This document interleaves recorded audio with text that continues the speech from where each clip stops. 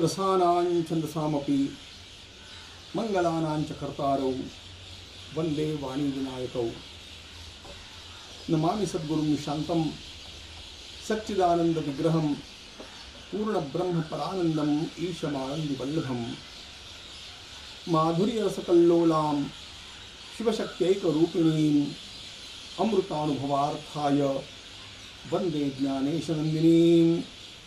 आपदामपहर्तारं दातारं सर्वसंपदां लोकाभिरामं श्रीरामं भूयो भूयो नमाम्यहम्। भगवान श्री राम का तत्व वास्तव में क्या है, इसको थोड़ा बहुत जानने का प्रयास हम लोगों ने किया और उस प्रयास का हेतु यही था कि हम केवल भगवान श्री राम को आदर्श पुरुषोत्तम मान करके मनुष्य के रूप में ही ग्रहण न कर लें। अलबत्त वे स्वयं इतिहास पुरुष हैं, उनकी लीला इस धराधाम पर अवश्य हुई है, लेकिन फिर भी वे भूतकाल के विषय नहीं, वे साक्षात परब्रह्म तत्व हैं, वे ईश्वर हैं। नरलीला यह तो उनके द्वारा आदर्शों को स्थापित करने के लिए की हुई लीला है।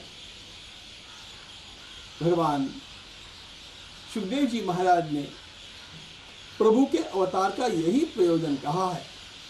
मर्त्यावतारस्त्विह मर्त्य शिक्षणम रक्षो वधायैव न केवलम विभो।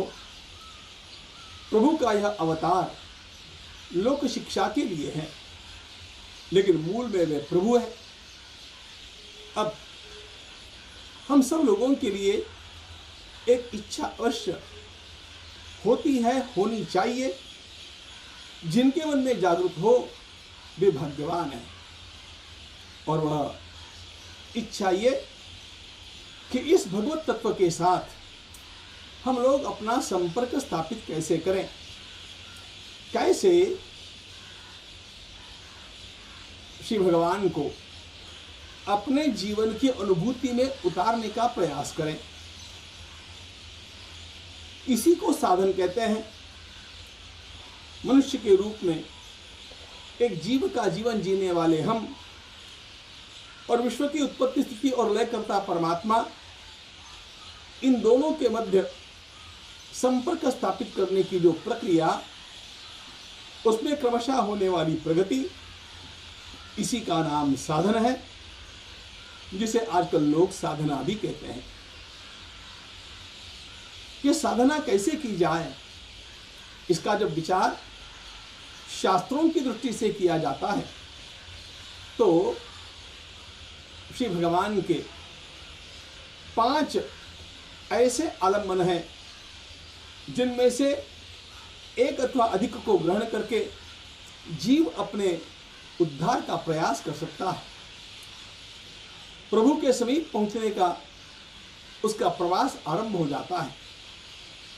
और ये 5 आलम्बन जो है, ये नाम, रूप, गुण, लीला और धाम, इस प्रकार के हैं। हमारे शास्त्रों ने, हमारे सारे पुराणों ने, हमारे ऋषियों ने इन 5 आयामों का वर्णन किया। भगवान का मंगलमय नाम, भगवान का अतीव सुंदर दिव्य स्वरूप, भगवान के विलक्षण गुण, भगवान का धाम और भगवान की मंगलमयी लीला। इनमें से एक अथवा एक से अधिक कितने भी, इन सब का जब चिंतन किया जाता है, इन सब का जब स्मरण किया जाता है और वह लगातार दीर्घकाल तक किया जाता है, तो अपने आप भगवत तत्व की अनुभूति हमारे भीतर जागृत हो सकती है। यह केवल कल्पना का विषय नहीं, यह केवल भाषण का विषय नहीं, यह तो अनुभूति का मार्ग है। अब ये जो नाम, रूप, गुण, लीला और धाम, ये 5 आयाम कहे गए। इन 5 आयामों में देखना यह है कि सबसे सरल बात कौन सी है, क्योंकि कोई भी मनुष्य चाहेगा तो यही कि मुझे जो साधन करना है वह सरल होना चाहिए। हो तो सरल, लेकिन लाभ पूरा पूरा देने वाला होना चाहिए। अब ऐसे इस मार्ग पर चलने का जब प्रयास अनेक साधक करते हैं, तो कोई ज्ञान का मार्ग ग्रहण करता है, कोई कर्म का मार्ग ग्रहण करता है, कोई भक्ति का मार्ग ग्रहण करता है, कोई योग का मार्ग ग्रहण करता है। ये सभी मार्ग अपने अपने स्थानों पर योग्य हैं और जिसकी जैसी योग्यता है उसके लिए वह उपयोगी हो सकता है। प्रश्न ये है, इनमें सब में सबसे सरल, सबके लिए उपयोगी और सर्वाधिक सुगमता से सर्वाधिक लाभ देने वाला साधन कौन सा है? और मित्रों, सारे शास्त्रों का आलोड़न करने के पश्चात जब इसका चिंतन हम करते हैं तो हमें एक स्थान पर आकर के पहुंचना होता है। सारे वेदों का सार महाभारत में आया, महाभारत का सार भगवद गीता, विष्णु सहस्त्रनाम आदि पंचरत्नों में आया और उसी पंचरत्नों के अंतर्गत जो सहस्त्रनाम आता है उसमें युधिष्ठिर ने प्रश्न पूछा है भीष्म से, को धर्मस्तर धर्माणाम भवतः परमोवतः किं जपन मुच्यते जंतुर जन्म संसार बंधनात्। दादाजी, आपकी दृष्टि से जीव का सर्वोच्च कर्तव्य कौन सा है? जीवन के अंतिम पड़ाव में राजर्षि भीष्म जैसे महान विद्वान, त्यागी, पुरुषार्थी भगवत भक्त ने उत्तर दिया है और सारे शास्त्रों का सार निकाल करके कह दिया है कि बेटे, जीव चाहे कुछ न करें लेकिन वह भगवान के नाम का आश्रय ले ले। और ऐसे कह करके उन्होंने विष्णु सहस्त्रनाम का उपदेश किया। अब ये विष्णु सहस्त्रनाम विस्तृत है, संस्कृत में है, जो उसका पाठ कर सकते हैं वे तो भाग्यवान हैं। लेकिन कमाल की बात, भगवान महादेव जी ने स्वयं इन सहस्त्रनामों से भी सारभूत नाम निकाल लिया और वे कहते हैं कि इन सहस्त्रनामों की, 1000 नामों की सारी की सारी फलश्रुति एक राम नाम में उपलब्ध हो जाती है। सहस्त्रनाम तत्तुल्यम, सहस्त्रनाम तत्तुल्यम राम नाम वरानने। एक राम का नाम सहस्त्रनामों के समान फल देता है। ऐसा जब भगवान शिव स्वयं कहते हैं और भगवान शिव जीवों को मुक्त करने के लिए काशी के मणिकर्णिका घाट पर जो जीव अपने प्राणों का विसर्जन करता है उसके दक्षिण कर्ण में भगवान महादेव जी महाराज स्वयं राम नाम का उपदेश करते हैं।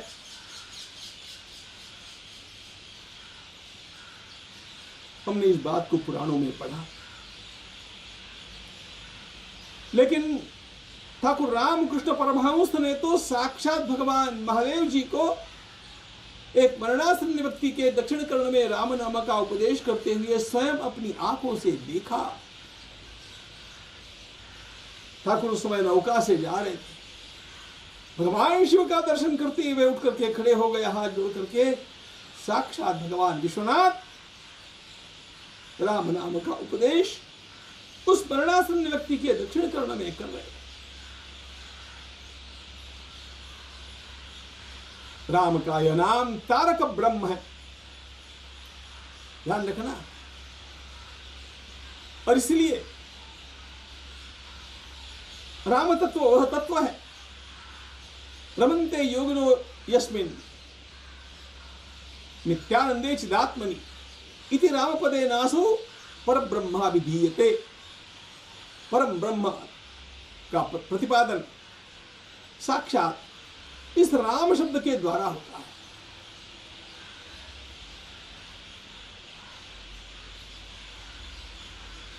सारे वेदों का सार ओंकार है। ओमित्येकाक्षरम ब्रह्म, ऐसा भगवत गीता का स्वयं कहते हैं। कठोपनिषद में ओम की अत्यंत बड़ी महत्ता गाई गई। मांडुक्य उपनिषद तो केवल ओंकार पर आधारित है, लेकिन वही ओंकार हम लोगों को राम नाम के रूप में सुलभ होकर के आ गया। यह नाम अत्यंत विलक्षण नाम।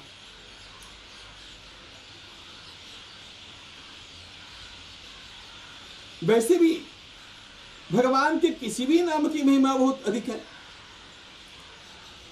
आप लोगों को पता है, श्रीमद् भागवत की कथा में अजामिल ने नारायण नारायण ऐसी चीख लगाई।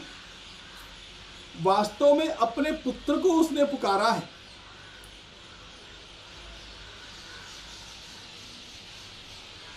यमदूत और विष्णुदूतों में वहां पर संवाद हो गया।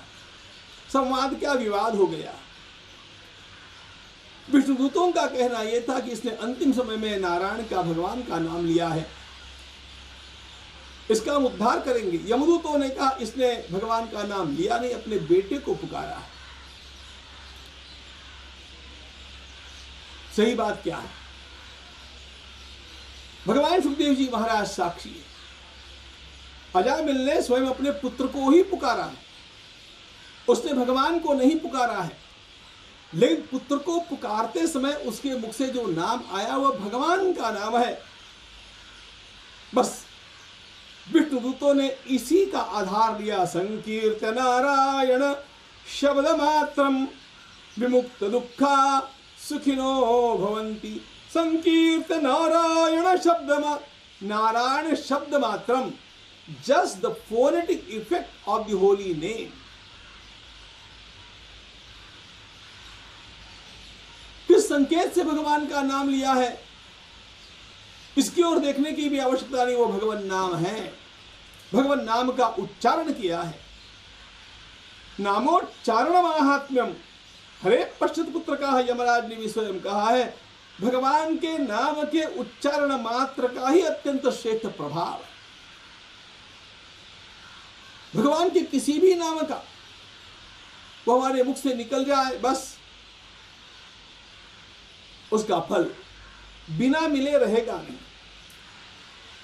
लेकिन मित्रों, इन सब नामों में भी भगवान श्री राम का नाम अत्यंत सरल, बहुत छोटा सा और किसी को भी लेने के लिए सहज उपलब्ध है। समर्थ रामदास स्वामी ने कहा, बहु साजिरे स्वल्प सोपे फुकाचे। बहु साजिरे स्वल्प सोपे फुकाचे। छोटा सा नाम है भगवान श्री राम का, और कोई भी इसका कभी भी उच्चारण कर सकता है। वैदिक मंत्रों का जप, गायत्री आदि मंत्रों का जप, आगमोक्त मंत्रों का जप, ये मंत्रों के जप करने के कुछ नियम हैं। अशुद्ध अवस्था में ये नहीं किए जा सकते हैं। अच्छा, इन मंत्रों का जप करते समय गलती होने पर भी उसका प्रत्यवाय है, उसका दोष है। शुद्ध उच्चारण होना चाहिए, शुद्ध अवस्था में उच्चारण होना चाहिए। उसका उच्चारण करने का मुझे स्वयं को अधिकार, मेरी योग्यता होनी चाहिए। एक बड़ा अच्छा अधीत ब्राह्मण भी रात्रि में 2:30 बजे जग गया और माला लेकर के गायत्री का जप करने लग गया बिना स्नान किए। गलत हो गया ना। इन मंत्रों के जप में नियमों के बारे में सावधान रहना आवश्यक माना गया। इन सारे नियमों से अतीत है भगवान नाम। और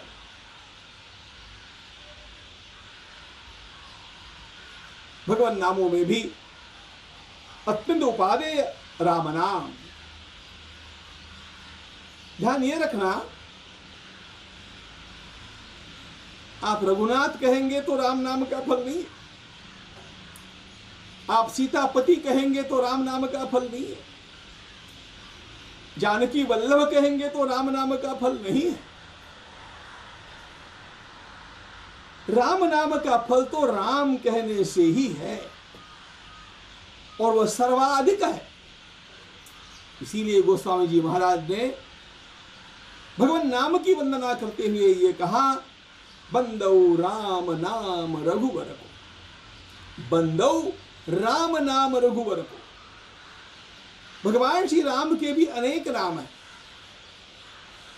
वे सभी नाम आदरणीय है, श्रेष्ठ है, उन सबको प्रणाम। लेकिन सबका अग्रणी कौन है? सबका अग्रणी तो राम नाम ही है।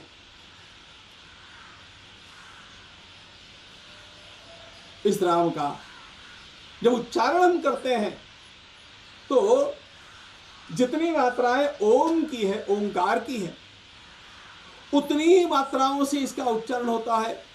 ओम कहने में जितनी मात्राएं हैं उतनी ही राम कहने में भी है।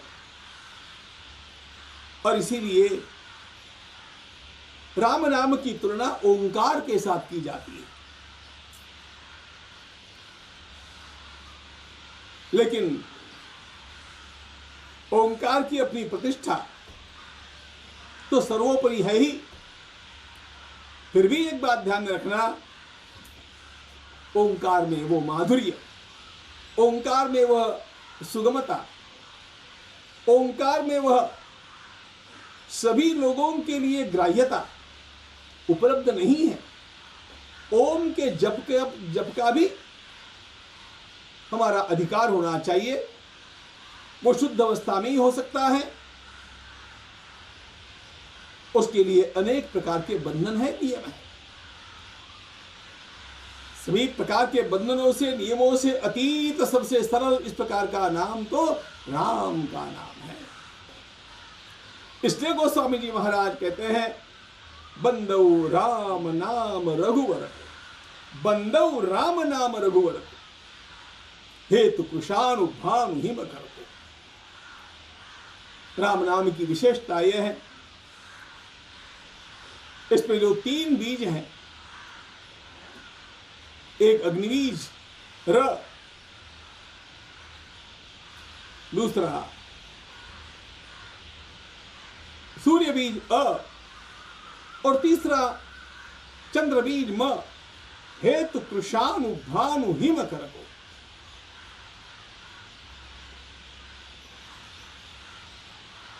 अग्निबीज, सूर्य बीज और चंद्र बीज, इन तीनों का पुनः पुनः अपने द्वारा उच्चारण किए जाने पर परिणाम क्या होता है? सबसे पहली बात यह है, अग्निबीज के कारण हमारे सारे के सारे पाप भस्म हो जाते हैं। सूर्य बीज के कारण बुद्धि में प्रकाश जागृत होता है और चंद्र बीज के कारण शीतलता प्राप्त होती है, आह्लाद आनंद प्राप्त होता है। हमारे सारे के सारे पाप भस्म हो जाए, हमारी बुद्धि में दिव्य प्रकाश प्राप्त हो जाए और हृदय में शीतलता, आह्लाद अपने आप निर्माण हो जाए, ये सब एक छोटी सी बात के अधीन है मित्रों, राम नाम के अधीन। राम कहो, राम कहो, केवल राम।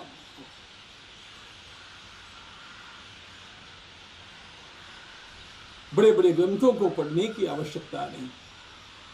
भगवान सगुण है कि निर्गुण है, इसकी व्यर्थ चर्चा करने की आवश्यकता नहीं।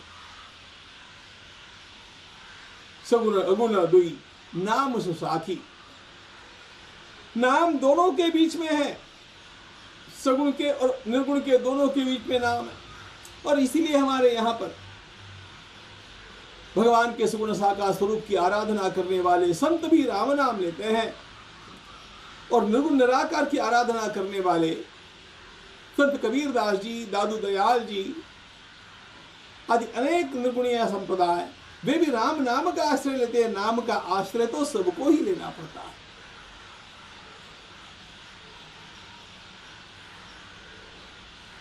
हेतु कुशानुभाव हिम करो।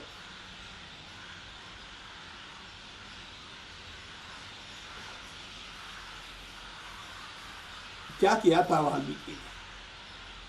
कितने कितने पाप राम नाम से दग्ध हो सकते हैं, केवल राम नाम के उच्चारण से दग्ध हो सकते हैं। इसका ज्वलंत उदाहरण स्वयं महर्षि वाल्मीकि है, जिन्होंने प्रभु के नाम का प्रचार किया। अध्यात्म रामायण में बड़ा सुंदर प्रसंग आता है। स्वयं जब रत्नाकर दस्यु को, जो कि महर्षि वाल्मीकि का पूर्व नाम था, उस डकैत को, रत्नाकर को पछतावा हुआ, तो उसकी प्रार्थना पर देवर्षि नारद जी ने उसे राम नाम का जप करने के लिए कहा। राम इतना ही मंत्र दिया, लेकिन बड़ी अचरज की बात, वो राम का भी उच्चारण नहीं कर पा रहा था, क्योंकि उसके सारे पाप उस उच्चारण से उसे रोक रहे थे। समर्थ गुरु है देवर्षि नारद जी महाराज,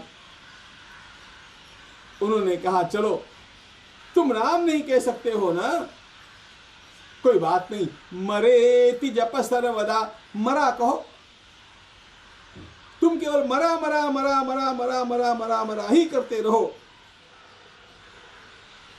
धन्य वो रत्नाकर दस्यु वहीं बैठ गया, उसने अपना सर्वस्व न्यौछावर कर दिया केवल इस एक नाम को, मरा मरा मरा मरा मरा मरा मरा मरा करते करते राम राम राम राम राम राम अपने आप हो गया, और दीर्घ काल के पश्चात वाल्मीकि भय ब्रह्म समान। कोई तीन बातों का परिणाम,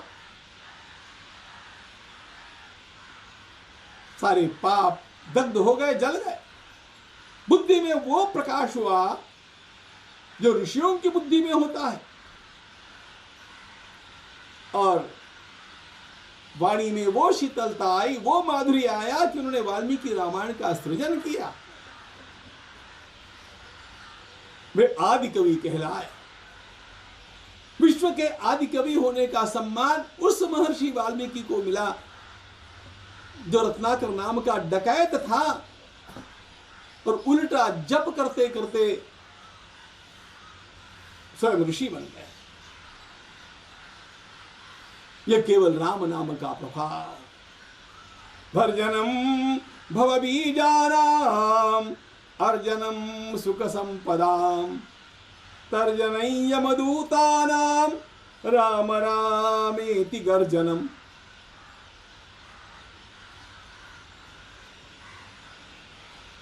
कितनी सुंदर बात राम रक्षा में कही गई, और इसी के समान गोस्वामी जी महाराज ने भी कही, राम नाम मनि दीप धरू जीह दे हरि द्वार।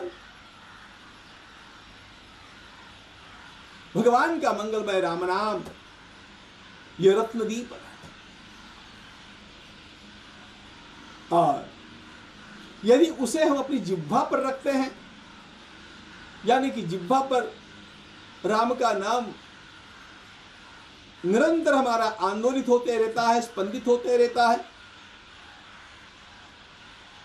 फिर वो जुब्भा, वैखरी, मध्यमा, पश्यंती, परा, इन चारों अवस्था में जब वह नाम का स्पंदन चलना आरंभ हो जाता है मित्रों,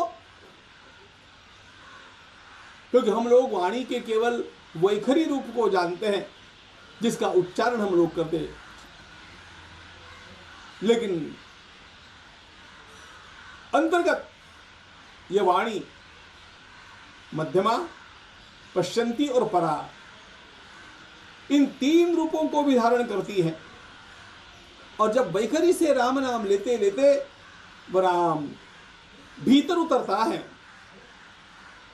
तो अपने आप क्या होता है, गोस्वामी जी महाराज कहते हैं, राम नाम मणिदीप धरू जीह दे हरि द्वार, तुलसी भीतर बाहिर हूं जो चाहसी उजियार।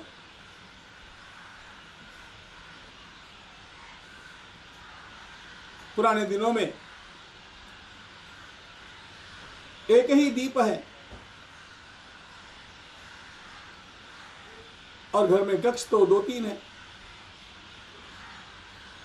तो यदि देहली के ऊपर उस दीपक को रख दिया जाता है तो बाहर भी प्रकाश और भीतर भी प्रकाश। आजकल भी यदि बिजली चली गई और घर में हमें केवल एक ही मोमबत्ती मिली तो बाहर भीतर प्रकाश करने के लिए हम लोग देहली पर उस मोमबत्ती को लगाएंगे तो बाहर भी प्रकाश होगा, भीतर भी प्रकाश होगा। गोस्वामी जी महाराज उसी लहजे में कहते हैं, यह हमारी जिह्वा ये देहली के समान है, भीतर और बाहर इन दोनों का मध्य स्थान ये जिह्वा है। इसके ऊपर राम नाम के मणिमय रत्न दीप को रख दीजिएगा तो क्या होगा, बाहर प्रकाश होगा, समृद्धि का। आप जो चाहेंगे आपको प्राप्त होता रहेगा। सिद्धियों की चिंता मत कीजिए, अनुकूलता की चिंता मत कीजिए, जो चाहेंगे वो आएगा। बाहर समृद्धि का प्रकाश और भीतर शांति की शीतलता, शांति का प्रकाश। भर्जनम भवबीजानाम अर्जनम सुख संपदाम तर्जन यमदूतानाम राम रामेति गर्जनम। राम राम इति गर्जनम। राम रक्षा स्तोत्र में क्या कहा गया, और जन्म सुख संपदाम, बाहर की संपत्ति प्राप्त होगी, भीतर के विकार नष्ट हो गए, भरजनम होगी, वासना के बीज राम नाम के बिना जलेंगे नहीं, और सभी प्रकार के भय से मुक्ति। तर्जन यमदूतानाम, यमदूत यहां पर उपलक्षण है। कोई भी सांसारिक भय आपको डराएगा नहीं, बस अंतरंग से पूरी निष्ठा के साथ राम नाम का उच्चारण सतत होते रहना चाहिए, ये उनका आग्रह। इतना ही करना जिसने सीख लिया। हमारे संत श्री गुलाबराव महाराज कहते हैं, अरे उसको सारी की सारी योग की सिद्धियां प्राप्त हो जाएगी। इस कलयुग में नहीं कलि धर्म न भगति विवेकु, राम नाम अवलंबन एक। न ज्ञान का आलंबन ले सकते हैं, न कर्मकांड ठीक से हो सकता है, न भक्ति की भी सारी विधाएं हम पूरी कर सकते हैं। योग की तो बात छोड़ दीजिए, थोड़ा बहुत योग जो चला है स्वास्थ्य के लाभ के लिए ठीक है, साधन के रूप में योग षट चक्र भेदन कुंडलिनी आदि का करने का यह समय नहीं है। इसलिए गोस्वामी जी महाराज ने और सभी के सभी संतों ने परामर्श दिया, राम नाम अवलंबन एक, एक भगवान का मंगलमय राम नाम। कितना सरल, किसी प्रकार का इसमें संयुक्त अक्षर भी नहीं, कोई भी सामान्य से सामान्य व्यक्ति भी इसका ग्रहण कर सकता है, कभी भी कर सकता है।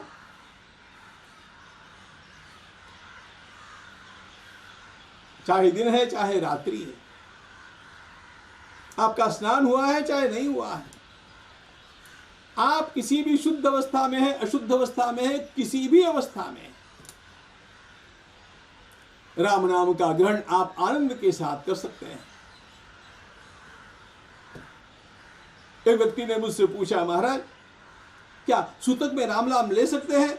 मैंने कहा भैया, कंधे पर ढोते समय किसका नाम लेते हैं?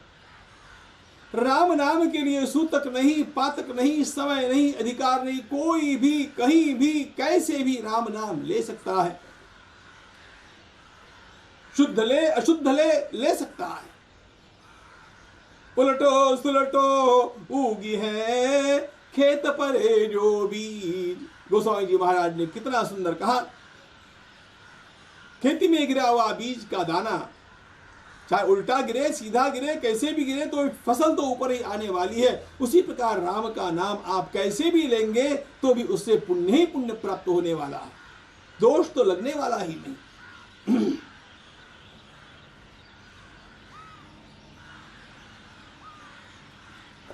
चैतन्य महाप्रभु स्वयं पछतावा करते हैं कि इतनी सारी शक्ति साक्षात परमात्मा ने नाम में भर दी, लेकिन हम लोग ऐसे कर्म फूटे हैं कि बैठ करके भगवान का नाम लेना हमसे होता नहीं। नाम नामकारी बहुधा निज सर्वशक्ति तत्रार्पिता नियमित स्मरणेन काला एतादृशी तव कृपा भगवन् ममापि दुर्दैव मीदृशमिहा जनिनानुरागा। मेरा दुर्दैव यह है, मैं ऐसा कर्म फूटा हूं कि अभी मुझे भगवान का नाम लेने की इच्छा नहीं हो रही है। मित्रों, अपने को धन्य उसी दिन मानना जिस दिन भगवान के नाम में श्रद्धा हो जाए, राम नाम में श्रद्धा हो जाए। धन्यास्ते कृतनः पिबन्ति सततम, ये राम नाम अमृतम। ये राम का नाम आपको अमृत की घूंटी पिलाएगा, अमृत का रस चखाएगा। कबीरदास जी महाराज कहते हैं, रस गगन गुफा से अदर सरे। गगन गुफा में रस झरता है, और कैसे झरता है, क्यों झरता है? राम नाम के आलम्बन से झरता है। उसका साधन कैसे किया जाए ताकि हमारा लय परमात्मा में हो जाए, हम प्रभु के साथ एक रूप हो सके, इसका भी विचार कुछ करने की आवश्यकता रहेगी, जिसको समय से करेंगे। तब तक के लिए जय सिया राम।